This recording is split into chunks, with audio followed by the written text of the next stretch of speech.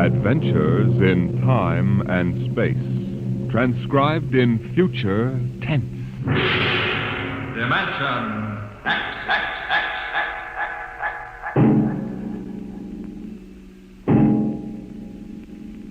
In the beginning, there was Jordan, thinking his lonely thoughts.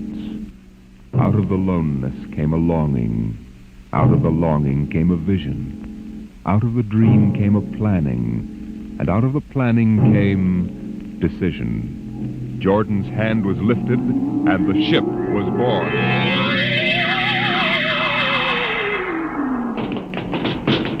You, look out! Are you all right? Yes, it missed me. What was it? A mutant with a slingshot. I think it dashed down that passageway. You want to go after it? We'd never catch it, Alan.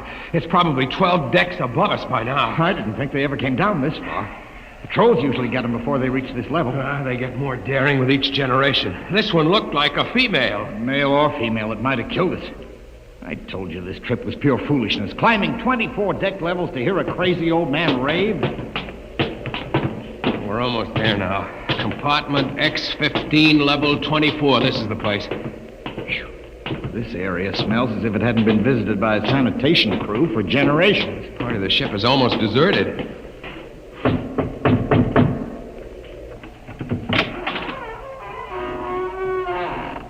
Yes? This is the compartment of John the Witness. Who are you? My name is Hugh Hoyland. I'm a cadet from the scientist barracks. This is my friend Alan Mahoney. What do you want of John the Witness? Only to talk. Are you a believer in Jordan? Naturally.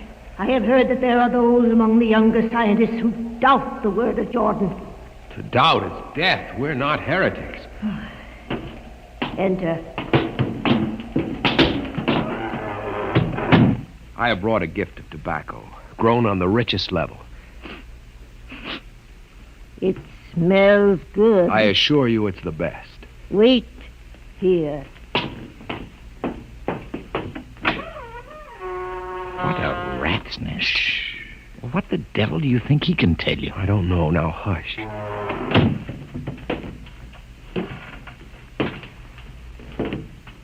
Well? You are John the Witness? I am? Good eating to you. I am Hugh Hoyland. This is my friend Alan Mahoney. And what brings a gentleman of the scientist class to my humble apartment? I have heard that you and your parents before you have long been keepers of the legend of the ship. Since Jordan gave the word. I am anxious to hear the word as Jordan spoke it. Why? You see, among the young scientists, there have been some who talk against the word. There are regulations against such heresy? Some of them say the ship has no purpose. They say that we're here accidentally. That we have no more grace in Jordan's eyes than the most deformed mutant who dwells in the highest level of the ship. What shall I say to you? I wish to hear the word from the mouth of one who knows, that I may become more convinced. Sit. You have gift for the witness? The finest tobacco. Good. I will dim the light. Now, pay close attention, for these are the words as my father's father's father gave them to his son's son's son. This is how the ship came into being, how our people were created. In the beginning, there was only Jordan, thinking his lonely thoughts. In the beginning there was darkness, formless and dead. Out of the loneness came a longing. Out of the longing came a vision. Out of the dream came a planning. And out of the planning came decision. Jordan's hand was lifted, and the ship was born. Mile after mile of good compartments, tank after tank for golden corn, ladder and passage, door and locker, fit for the needs of the yet unborn. He looked on his work and found it pleasing, meet for a race that was yet to be. He thought of man, and man came into being. Then Jordan checked his thought and searched for a key. Man untamed would shame his maker. Man unruled would spoil the plan. So Jordan made the regulations, some to speak and some to listen. Order came to the ranks of men. Crew he created to work at their stations, scientists to guide the plan. Over them all he created captain, made him judge of the race of man. Thus it was in the golden age.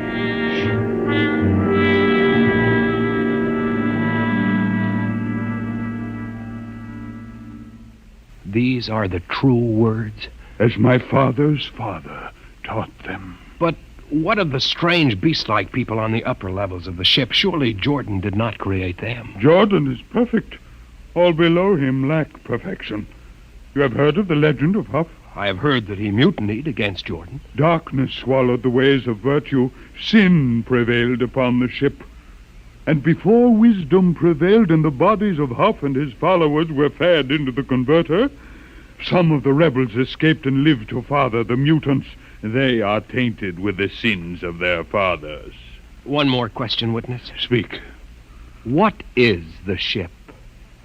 The ship is a great sphere, 25 kilometers wide and 100 levels deep. I know that, but what about the upper levels? The regulations forbid us to venture into the upper levels, but it is said that beyond the levels of the mutants lies the forbidden place where Jordan's spirit prevails. So I've heard.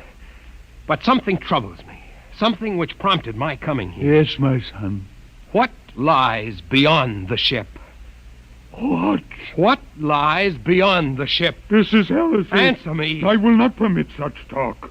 The ship is complete. The ship is universal. The ship is everywhere. The ship is endless. Your mutterings are those of a frightened old man. They answer nothing. You question the word? I think you lie. Hear me, Mr. Highland.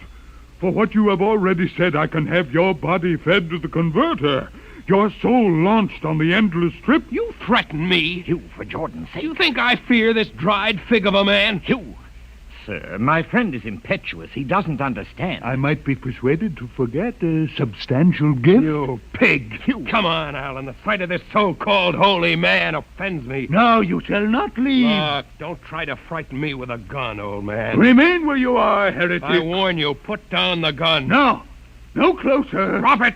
Very well, then. Death to the heretic. Alan, get him! Is he dead? I don't know. Come on, Hugh. We've got to get out of here. Now where? We can't go back. They'd feed us into the converter. What's that? The old woman must have turned in an alarm. Come on, the patrol will be here in no time. Where can we go? The upper levels. But the mutant. We'll have to take our chance. Listen, that's the patrol we've got to climb. There's a hatchway. Down the corridor. Quickly. Halt! Halt, do we fire? The ladder.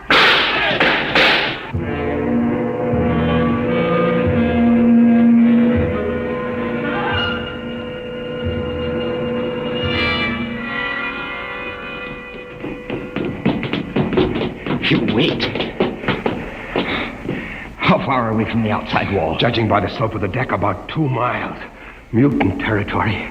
Come on, we'll try this passageway. Hugh. What?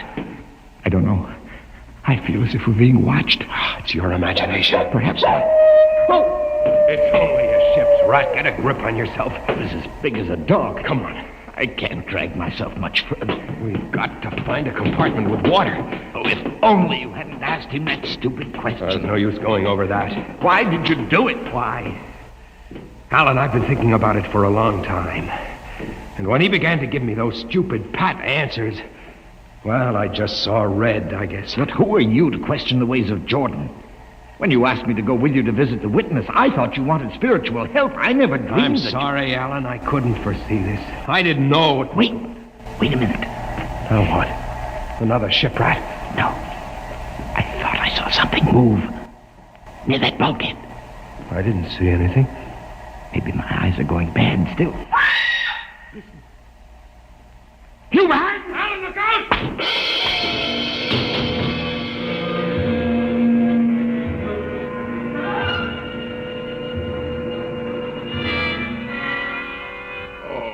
Oh, where am I? What are you? Get away from me! Alan! Alan! Look out with that knife! Stay away from me, Alan! Alan! Don't kill him, Bobo. Not yet. Who are you? Forgive my friend Bobo. Like so many of my people, he's rather impetuous where members of the so-called super race are concerned. Who are you? What place is this? As you can guess from my leg, I'm a mutant. Where is Alan? Your friend is dead. I was not able to restrain my people in time to save him. Why don't you destroy me and get it over with? We do not kill for pleasure, Mr. Hoyland, only when necessary. You know my name? I read your identification tag. Who are you? Mutants can't read. My name is Gregory. I'm a leader of my people. Although we are unfortunate in our heredity, Mr. Hoyland, many of us are quite intelligent. Why do you live like animals? We would rather live like free animals than like regimented slaves, as you do. I've heard that you practice cannibalism. Undoubtedly, you hear many things about us. We raise our own cattle on the upper levels, and those of our people who choose to farm raise enough crops for our small population. You turn your head. Why? This one. I've never seen a creature like him. Bobo is an unfortunate. He was born without the power of speech. How can you tolerate a monstrosity? We have learned to live with difference.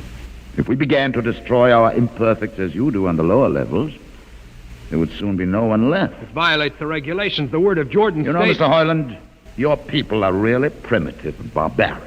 You dare say that to me? I dare say a good deal more. Let us go to my compartment and speak further. I'm always interested in information of the lower levels. I won't give you any information. Bobo, I want Mr. Hoyland in my cabin, please. Hey. I would advise you to go quietly, Mr. Hoyland. Bobo has a hatred of superior beings, which is unfortunate, but quite understandable. Proceed.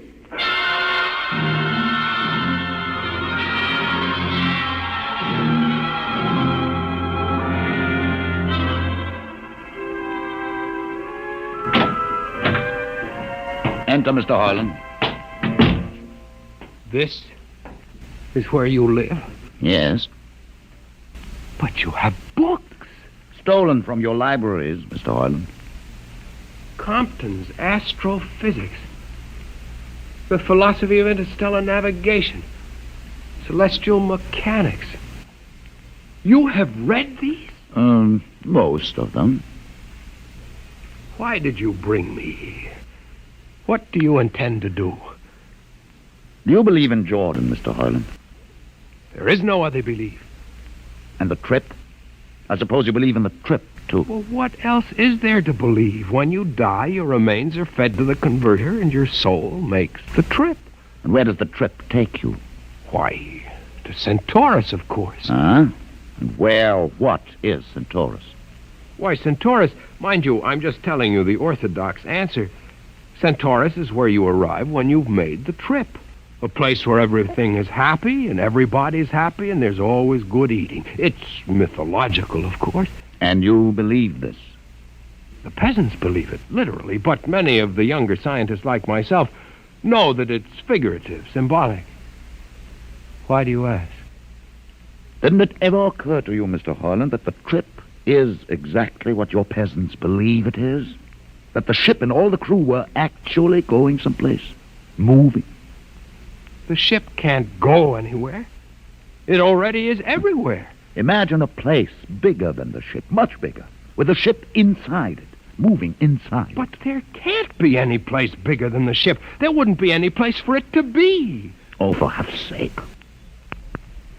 Listen, you know the lowest level? Yes.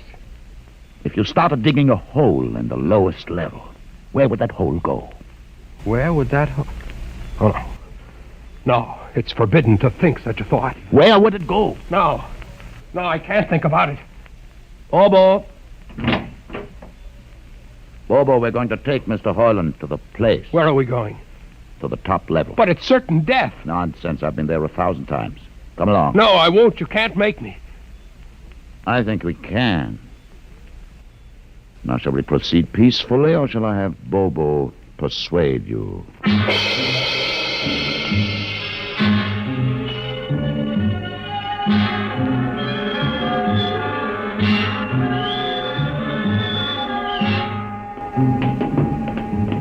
Open the door, Bobo. Inside.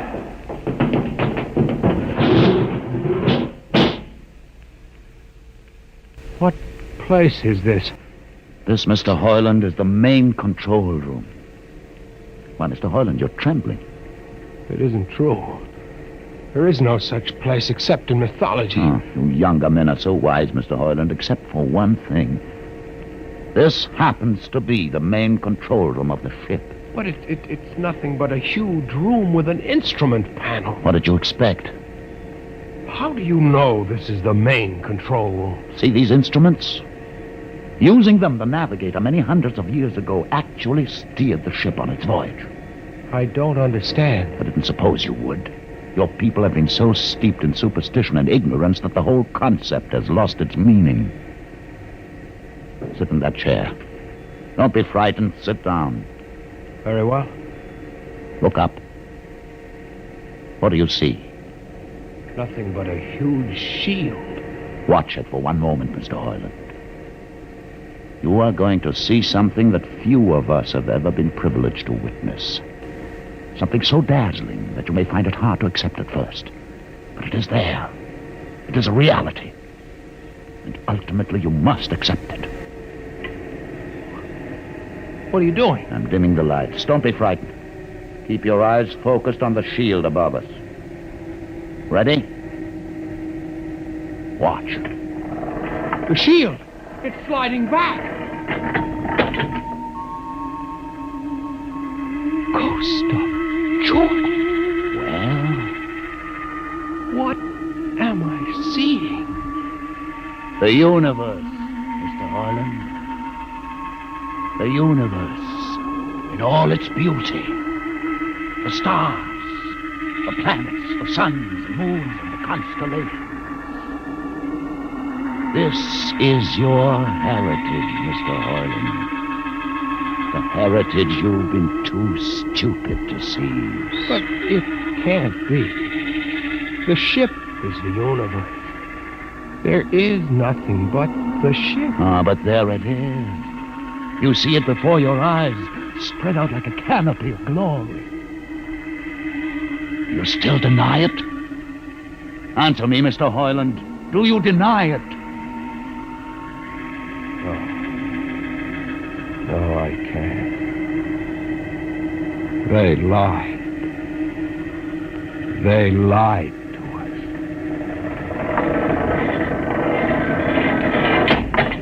Good. Why did you close the shield? You will see it again if you're not afraid. I'm not afraid. Many times. I've shown this to others of your people whom we captured, and though they saw it before their very eyes, they would not believe it. Tell me about it. Tell me about the ship, about the universe. What are these things? How did this come about? Many thousands of years ago, on a planet like those you've just seen, a planet called Earth, a scientist named Jordan decided to build a ship that would carry men from one planet to another. For many years, Jordan and thousands of others studied and planned. And when they were finished, they built the ship. A ship so large that it had to be assembled in its own orbit beyond the place called the moon. 60 years it took them to construct. And when it was finished, a whole new science had been conceived. Then the trip was begun. The trip that was to land a colony of Earthmen on a far-off planet called Centaurus, millions of light years beyond the furthest planet ever reached before. How do you know these things? Among my books are the log which Jordan himself kept. and the records of the journey for the first 40 years. What happened? There was a mutiny. A man named Huff led a rebellion of those who wanted to turn back. In the struggle, the navigators were killed, and the crew fell into a state of anarchy. In the years to follow, small groups of men tried to organize the ship for navigation, and each time they failed. Finally, the whole idea was abandoned. And so for centuries, we have swung in space, unmanned, undirected, living in a lost world of our own making, without purpose, without direction. Why have you told me this? Why have you brought me here? You could have killed me. Can you guess? No. No, I can't. Unless... But it would be too fantastic. Well, You want to finish the trip. Yes, that's it. What would it take to do it? a miracle almost. The crew would have to be trained, many people, each skilled in a certain duty. Couldn't you train your own people? We are too few. Besides, the main drivers in the lower levels where my people are forbidden to go. No. It would mean that both our peoples would have to work together. Our differences encouraged rather than denied. It can be done. You showed me. You can show others. I can show them. Can you? I'll see the captain himself. I have an uncle on the central board. I'll tell him what I've seen here. And do you think he'll believe you? Send one of your people with me. That's asking a good deal. I'm risking a good deal by going back. Very well. Bobo will go with you. He can't talk. There will be no need for talk. I will write a message guaranteeing safe conduct for a group of unarmed scientists to visit the main control room. Bobo will take you safely through our territory. What happens when you reach your own level is up to you.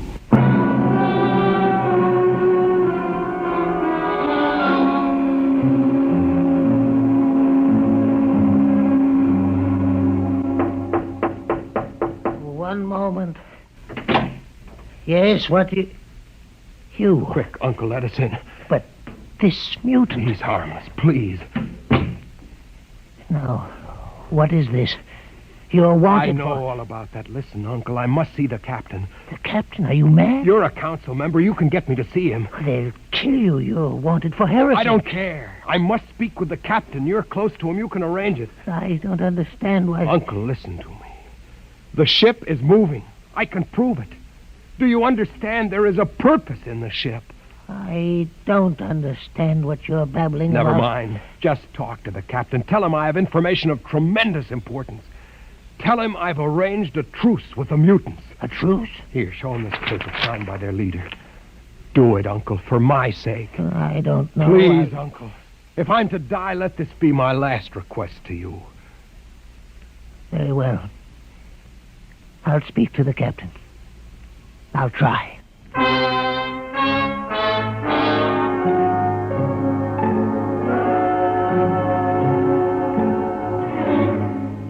And you say, Mr. Hoyland, that you saw this with your own eyes? I swear it, Captain. I swear it on the word of Jordan. Let me see that paper again.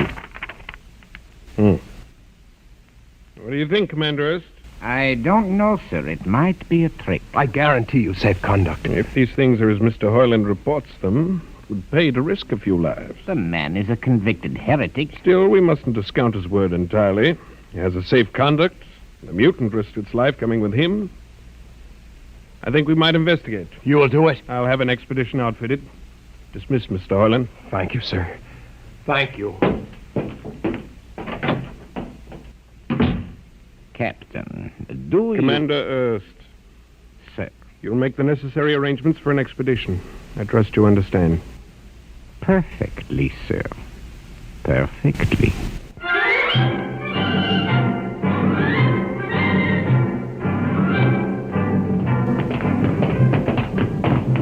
Lieutenant, Mr. Hoyland. you'd better halt your men here. This is the spot. Patrol, halt. I see no welcoming party of mutants. There will be none. Their leader will meet you inside the main control room. You don't say. And just where is this main control room? Beyond that door. I see. All right, men. Ready arms. Why do you ready arms? In case of ambush. Ambush? Don't you think they could have ambushed you on the way up here a good deal more easily? You know, Mr. Hoyland, I think you're a muty lover. They have a place in the converter for that kind. Lieutenant, are you mad? No, Mr. Hoyland. But most certainly you are. To think that we could be lured up here to be slaughtered with a fantastic story about some mythical control room. Guns ready, sir. Lieutenant, I warn you, these people have acted in good faith.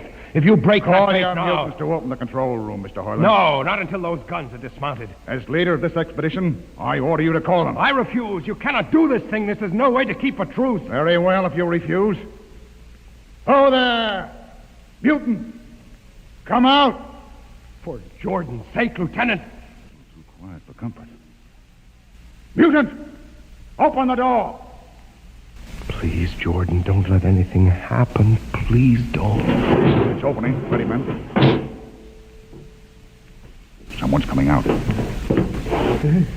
Look at his leg. Horrible. Steady. He's walking toward us. I can't stand this. Look out! Gregory! No! You fools! You've killed him! Here come the rest of them. Fire!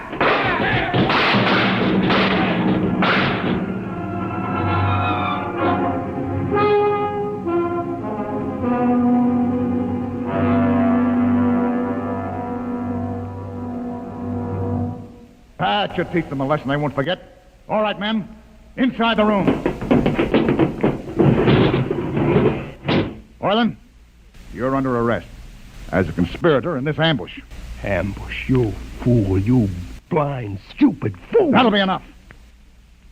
Have you been inside this place before? Yes. What's all this machinery? These are the controls he would have used to steer the ship. He's gone out of his mind, Lieutenant. Steer the ship? Who? The leader. The one you killed. This ugly mutant? This ugly mutant happened to be a man of true greatness. You're mad. Am I? This man had a vision which could have saved you, but you chose to kill him because you couldn't stand the sight of his difference from you. I'll not listen to these ravings. Close your ears. Shut your minds against the conscience that tells you it's wrong to kill. That tells you that your need to be arrogant only proves your inadequacy to yourself. Shut him up. Don't listen to him, man. You can't shut your ears. My words sting you. You cannot shut your mind. And you cannot shut your eyes. Don't! To this! The roof. It's moving back. Look.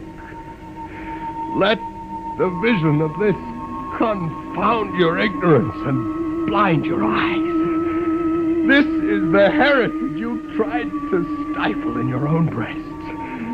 This is the heritage of stars and open skies for which men have yearned for centuries. Try to destroy this, and you will only destroy yourselves. Death to the heretic. Kill me if you choose. But I say to you that this you cannot keep from our people. That they will seek it out, and the ship will be manned, and the ship will be steered, and there will be freedom and purpose and respect for ourselves. This is your heritage. Look upon the universe.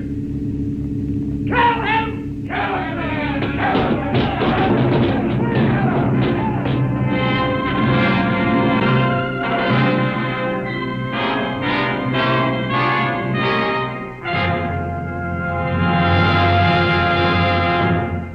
You have just heard another adventure into the unknown world of the future.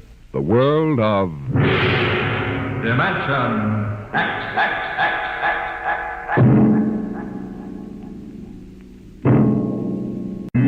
Today, Dimension X has transcribed Universe, written for radio by George Lefferts and based on a story by Robert Heinlein. Featured in the cast were Mason Adams as Hugh and Peter Capell as Gregory. Your host was Norman Rose. Music by Bert Berman. Engineer Bill Chambers. Sound created by Manny Siegel, Max Russell, and Wes Conant. Dimension X is produced by William Welch and directed by Edward King.